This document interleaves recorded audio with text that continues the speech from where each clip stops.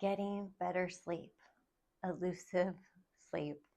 I'm going to share with you today some tips about getting some rest. I know it gets harder, especially going through menopause. My husband has sleep issues, and so does my son. I even took my son to a sleep specialist, so I know plenty of different tips that they've given to get some better rest. So let's jump in. This is Graciously Gloria. So first off, you want to create the right environment. So you want your room to be dark, and they say to have it cool and just that calming, relaxing atmosphere. So to get dark, I might recommend some blackout curtains to get it nice and dark in there. They say cool. For me particularly, I like to be warm, so I don't like to be too cold. If I'm too cold, I have a hard time falling asleep. But they say actually the cooler temperature does help a lot of people get into that restful sleep mode. So I'd recommend giving that a try. The other thing is that you want to have a more of established routine of when you want to try to go to bed and wake up. They even say, you know how people tend to sleep in on the weekends?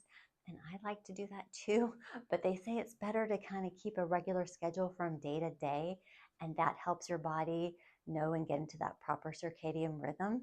The other thing I'd recommend is that when you wake up, you want to get outside and get some fresh air and see the sunlight without sunglasses.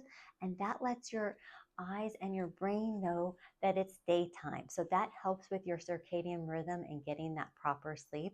Even going outside 4 or 5 minutes. I know it's harder to do when it's cold outside, but it does really help. The other thing is considering what you eat and drink. So you want to avoid alcohol, especially at night closer to bedtime, because that can disrupt your sleep, as well as eating later, because then your body is trying to digest that food and that can interrupt your sleep as well. Now, I know that's harder to do if you're going out on the weekends and such, but keep that in mind. I have heard from a lot of friends also in menopause, even just having one drink can set off their sleep to be more difficult for that evening. So consider that. But of course, you can make your choices there, what you'd like to do. But just I would consider that late night snacking, not to do too much of that, and kind of set a timeline of when you're going to stop eating to be able to get some rest then. The other thing, and people don't like to hear this one, but I know the sleep doctor had talked to my son about this, is getting off electronics at night. So that could be your phone, especially a lot of us like to scroll on our phones, or even the TV, but seeing that light is uh, sending signals to our brain to be awake. Light does that. So that's why you want to be in the darkness. And I would say if you're going to go on your phone later at night, you could dim the phone or put some blue light blocker glasses on. They sell those cheaply from Amazon. Mine, in particular, my readers, I have the prescription ones that I use, especially if I'm on the computer, that blocks out that blue light. So that I'd recommend that if you're going to scroll on your phone, but try to do something else instead, like perhaps read a book. The other thing I might suggest is journaling. I know one of the things that, especially as a mother, that kept me up plenty of nights is worrying about various things.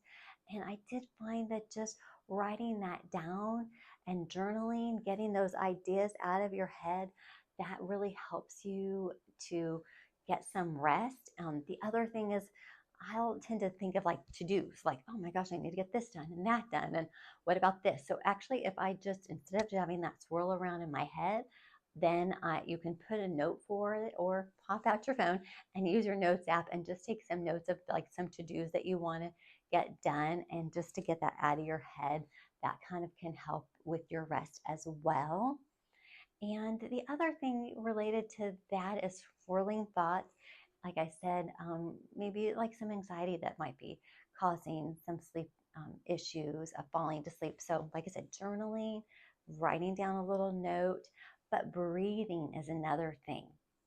Just breathing, like taking a deep breath in, holding it, and then do double that time out. So let's say if I breathe in for 2 seconds, breathe out for 4.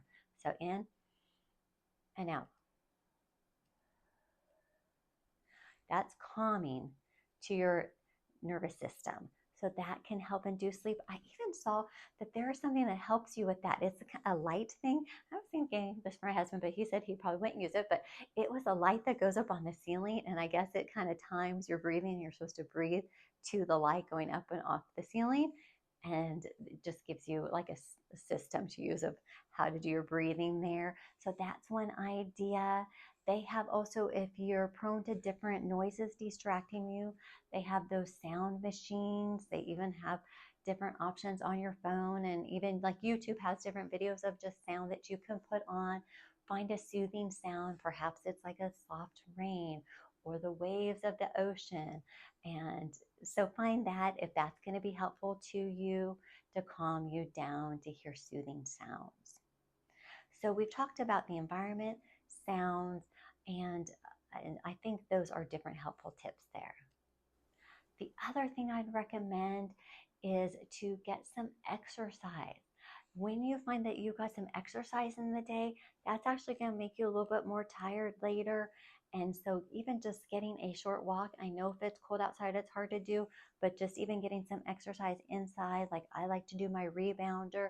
You can put on a fun video. There's so many different YouTube videos on exercise, like even walking videos, going to a gym. Again, the fresh air is the best if you can get some fresh air, but getting that exercise is going to help you get a better sleep that night too.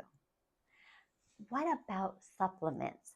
Magnesium has been proven to be a good supplement to help you with better sleep. So there's different forms of magnesium, and I would say the magnesium glycinate would be a good one for that, and just take that on a daily basis. Again, there's lots of different brand options out there for magnesium. What about if you're just laying there and you can't go to sleep? Should you just like lay there and toss and turn and just be like, I will lay here forever till I fall asleep? Actually, the sleep doctor recommends that you get out of your bed because you want to associate that bed with some rest. So they say to go into a different environment. For me, I might even just get up and use the ladies' room, maybe have a sip of water, but even just changing environments for a little bit until you get sleepy and lay back down again. Just changing environments. I remember the sleep doctor had said to my son, even if he just gets out of his bed and sits on the floor, even just not even going far, but just that change of environment, I guess it's the brain association to associate that bed with rest. Another thing for women in menopause could be a lack of progesterone.